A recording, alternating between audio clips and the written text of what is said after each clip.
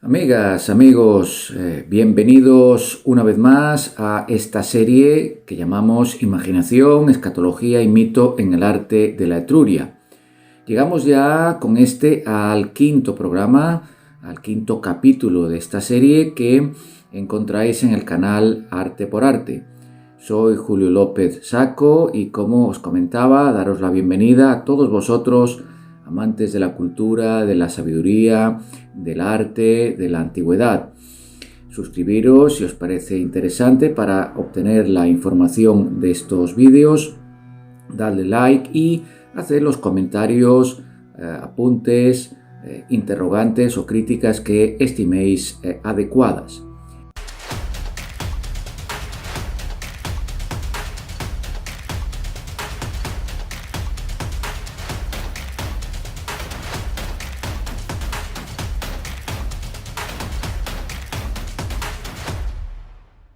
Sin más dilación, vamos a entrar en el programa, como decía, que vamos a dedicar a las cistas, sítulas y otros objetos en bronce, además de las urnas cinerarias y las figurillas de deidades.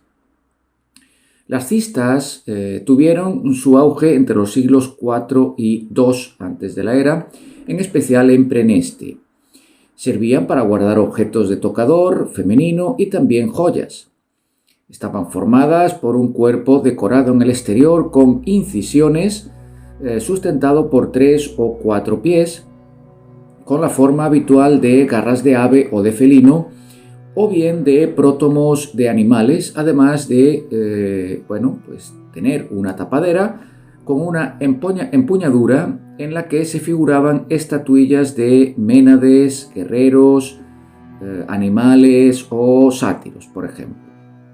Su decoración se inspiró en la pintura griega que Etruria conoció por medio de la cerámica. Muestran una escena continua y homogénea en la que se relatan diferentes momentos de un mismo episodio. Tal vez una de las cistas de mayor renombre sea la conocida como la cista Ficorini, datada entre los siglos IV y II, quizá 4-3 en realidad, antes de Cristo, que fue encontrada en una tumba de Palestrina, es la misma denominación de Preneste. Su autor fue un broncista campano que la fabricó en Roma, como se infiere de una inscripción en latín arcaico. En la base de la empuñadura de la tapa se lee la asignatura del artista, un liberto de la gens Plautia, y dice novios Plautios met Romae fecit. Por lo tanto, el novio Plautio me hizo en Roma. Dicho texto continúa con otra inscripción que revela el nombre de la dedicante en esta oportunidad: Dindia Macolnia Filealdedit. Esto es, Dindia Malconia se la dio a su hija. Sus dos escenas principales corresponden, la primera, al castigo del gigante Amicos, un poco conocido hijo de Posidón, rey de los Bébrices, atado a un tronco en presencia de Atenea después de ser derrotado por Pólux. En tanto que la segunda se refiere a la fuente del agua, al modo de una gárgola en forma de cabeza de león. Junto a dicha fuente se encuentra un sileno y otros personajes dialogando, provistos de ánforas para recoger el agua. En un segundo plano vemos que se encuentra la nave Argos, de la que desciende un efebo que lleva un vaso. Encima del friso central se ve una franja con palmetas encuadradas con volutas jónicas. Unos lotos separan también esfinges afrontadas. La tapa aparece decorada con una escena incisa con míticos cazadores persiguiendo a un par de jabalíes y a un ciervo.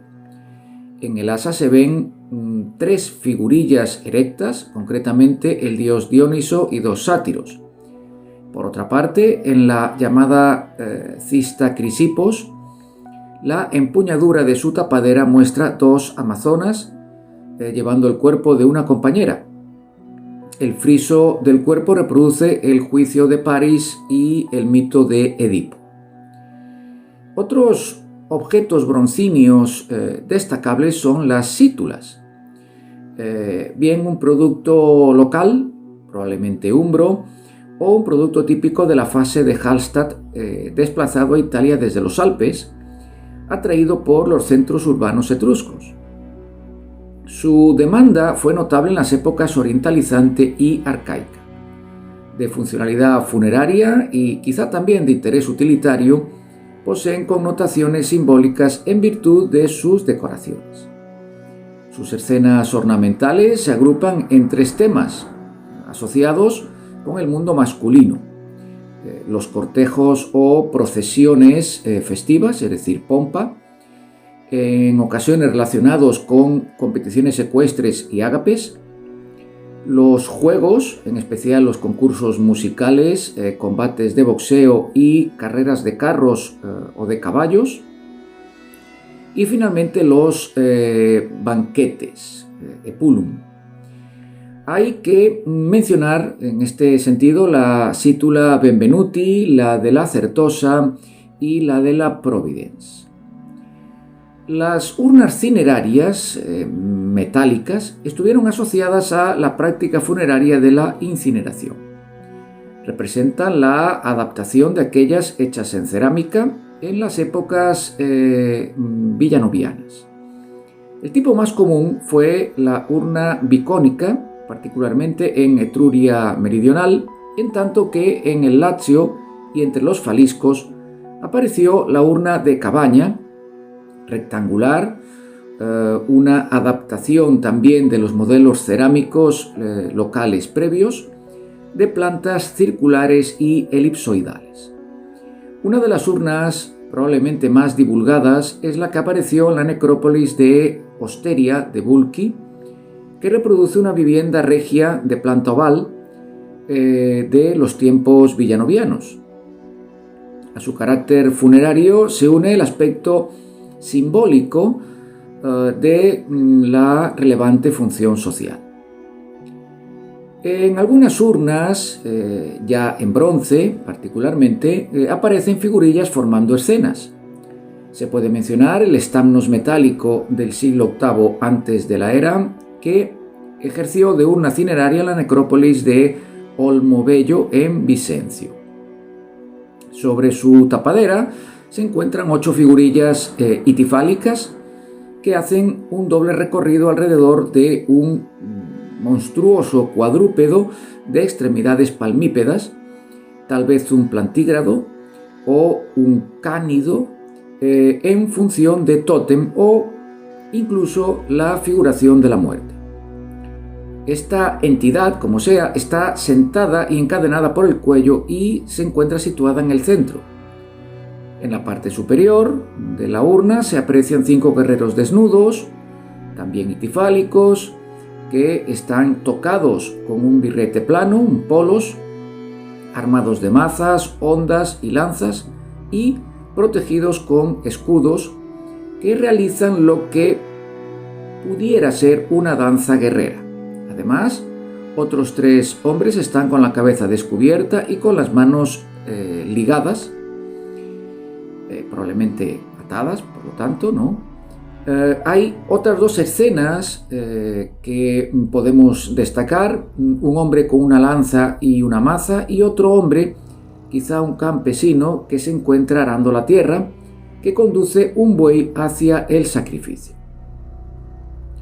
La interpretación de esta pieza se asocia con ritos ancestrales, ritos destinados a asegurar la fertilidad de la tierra, o también con rituales sangrientos, tal vez en un contexto de caza o de guerra, como se observa en la tapadera precisamente, ¿no?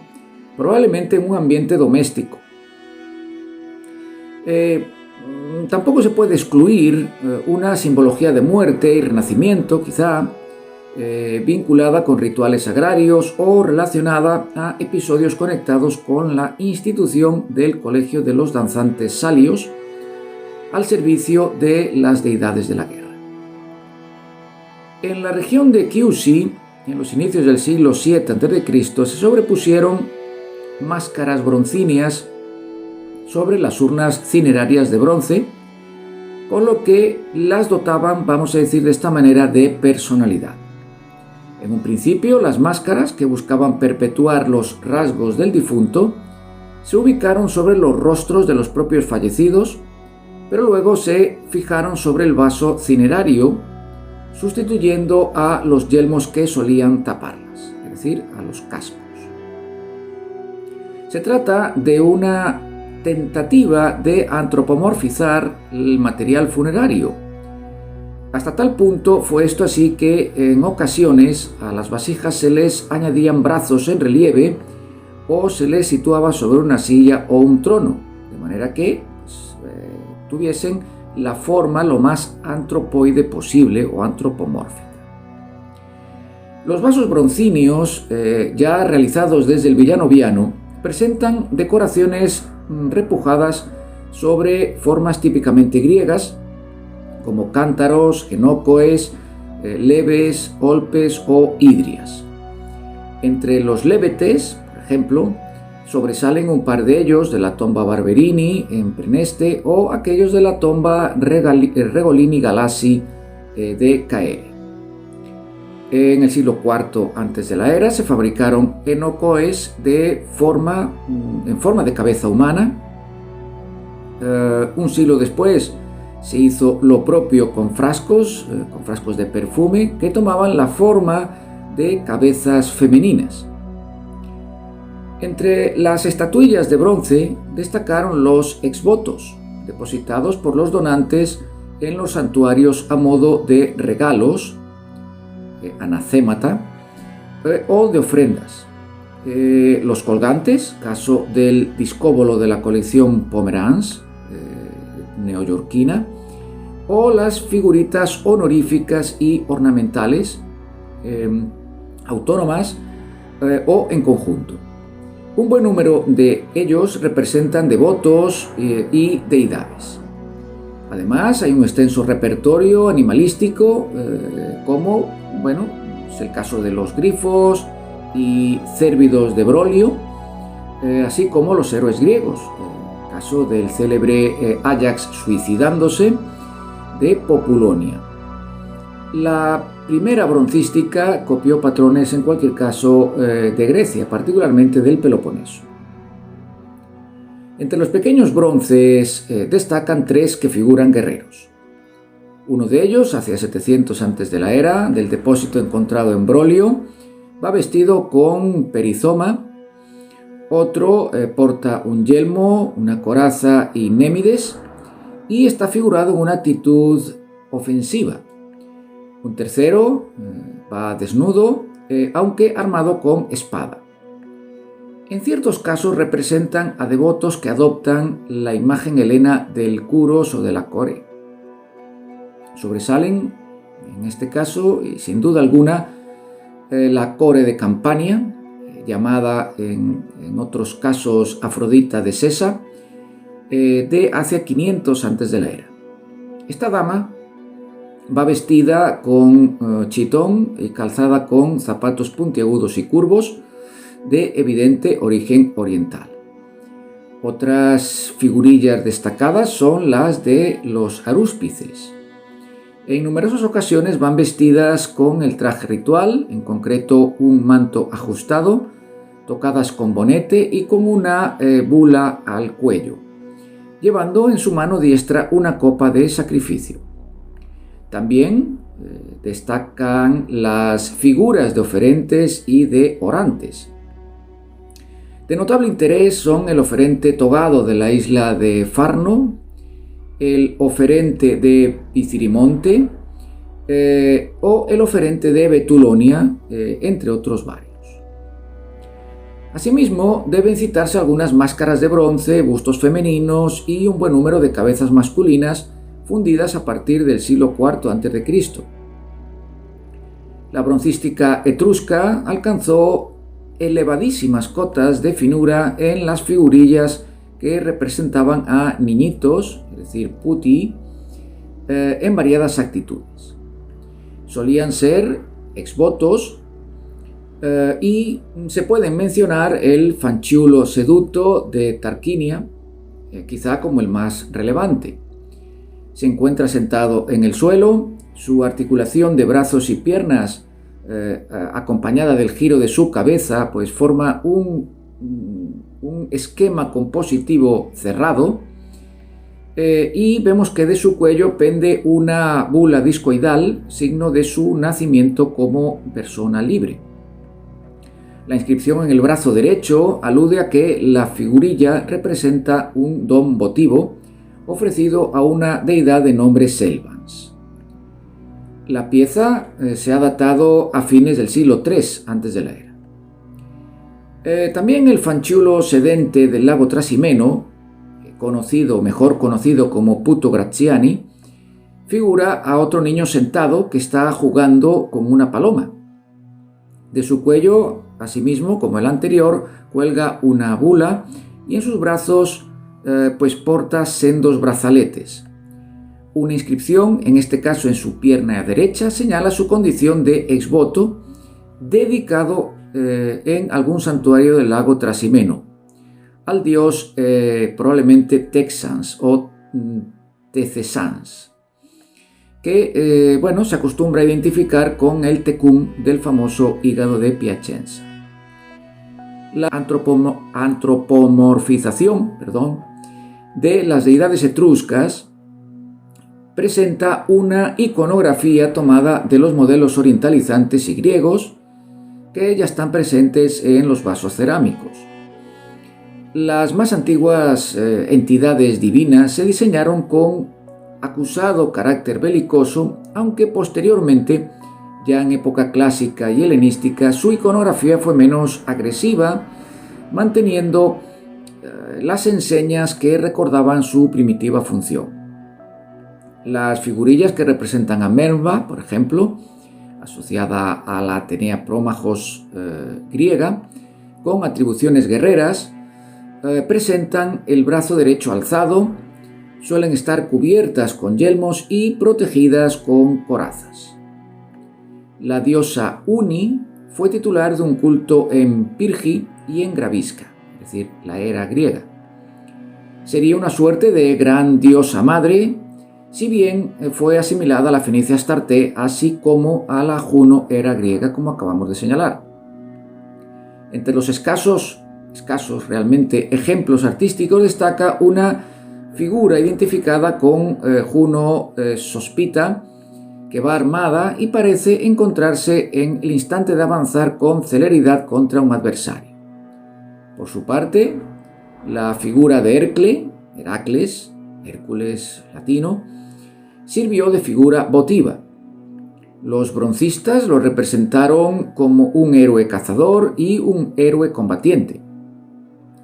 Posteriormente ya fue figurado en reposo y hasta en una peculiar actitud meditativa. Otros bronces figuran dioses como Fufluns, un dios agrario asimilado al Dioniso griego, Aplu o Apolo, y también Turms, identificado con el Hermes heleno.